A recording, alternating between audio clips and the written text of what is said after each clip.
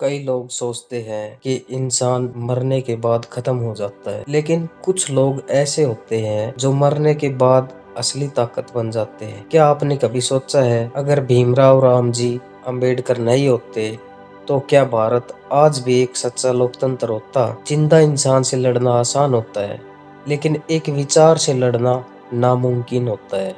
और अंबेडकर अब सिर्फ इंसान नहीं रहे, एक विचार बन चुके हैं। जो जिंदा होता है वह एक दिन खत्म हो जाता है, लेकिन जो इंसान मरने के बाद भी जिंदा रहता है वही सबसे ज्यादा ताकतवर बन जाता है। इसलिए मैं कहता हूँ कि जिंदा अंबेडकर से ज्यादा मरा हुआ अंबेडकर खतरनाक है। जिंदा अंबेडकर एक इंसान थे, एक आवाज थी, एक सोच थी। लोग उनसे बहस कर सकते थे, उनका विरोध कर सकते थे, उन्हें नजरअंदाज भी कर सकते थे, लेकिन आज मरा हुआ अंबेडकर सिर्फ एक इंसान नहीं रह गया है, वह अब भारत के संविधान में बस चुका है। अब अंबेडकर कोई व्यक्ति नहीं रहा, वह एक पूरी व्यवस्था बन चुका है, और यही बात उसे सबसे ज्यादा शक्तिशाली बनाती है। आज अंबेडकर किसी एक जाति, किसी एक वर्ग या किसी एक समुदाय तक सीमित नहीं है। वह हर उस इंसान के अंदर है जो सबसे अपने अधिकार की बात करता है, जो बराबरी चाहता है, जो अन्याय के खिलाफ खड़ा होता है। अगर अंबेडकर सिर्फ जिंदा रहते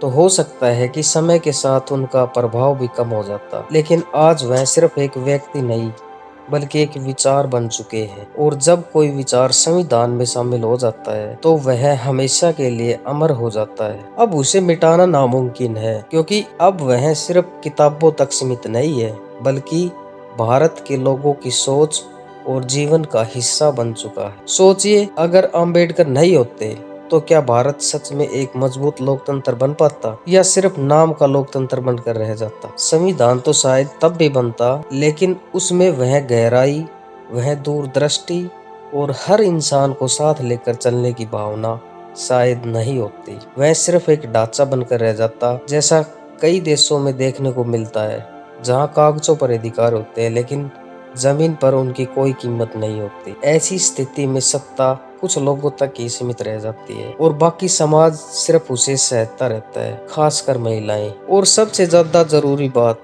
महिलाओं के लिए जो बदलाव आए शायद वह कभी भी नहीं आ सकते थे। हिंदू कोड बिल के जरिए अंबेडकर ने महिलाओं को संपत्ति, शादी और तलाक के अधिकार दिलाए और उन्हें पुरुषों के बराबर स्थान देने की शुरुआत की। यह सुधार किसी एक वर्ग के लिए नहीं था, यह हर उस महिला के लिए था जिसे सदियों से परंपराओं के नाम पर दबाया गया था। ब्राह्मण महिलाएं भी इससे अलग नहीं थी, वे भी उन्हीं बंधनों में जकड़ी हुई थी जहां उनकी आजादी को परंपरा के नाम पर रोका जाता था। अंबेडकर ने सिर्फ संविधान ही नहीं बनाया, बल्कि समाज को यह भी सिखाया कि महिलाओं की इज्जत और अधिकार के साथ कोई समझौता नहीं किया जा सकता। उन्होंने यह साबित किया कि अधिकार किसी एक वर्ग की संपत्ति नहीं होते, बल्कि हर इंसान का हक होते हैं। इसलिए मैं फिर कहता हूँ कि मरा हुआ अंबेडकर ज्यादा ताकतवर है। इसका मतलब यह नहीं है कि उससे डरना चाहिए, बल्कि इसका मतलब यह है कि अब उसे रोका नहीं जा सकता। अब अंबेडकर हर उस कानून में मौजूद है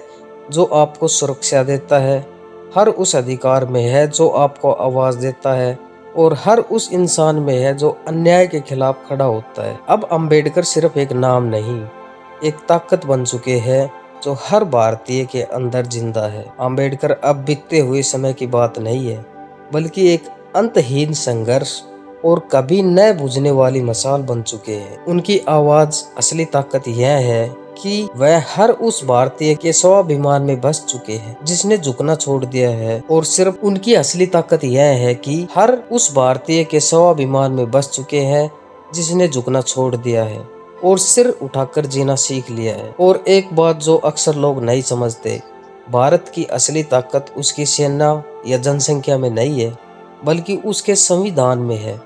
मैंने कई देशों के संविधान देखे हैं, लेकिन भारत के संविधान जैसी गहराई, सोच और सबको साथ लेकर चलने की भावना बहुत कम जगह देखने को मिलती है। यह सिर्फ कानूनों का संग्रह नहीं है, बल्कि एक जीवित व्यवस्था है जो हर व्यक्ति को बराबरी, आजादी और न्याय का भरोसा देती है। और यही कारण है कि भारत आज भी एक लोकतंत्र के रूप में खड़ा है, क्योंकि उसकी नींव सत्ता पर नहीं बल्कि संविधान पर टिकी हुई है, जो बहुत ही मजबूत है। और उस संविधान की आत्मा में अंबेडकर आज भी जिंदा है। इसलिए याद रखना, अंबेडकर सिर्फ इतिहास नहीं है, वो एक सोच है, एक ताकत है, जो आज भी हर उस इंसान में जिंदा है जो झुकना नहीं जानता।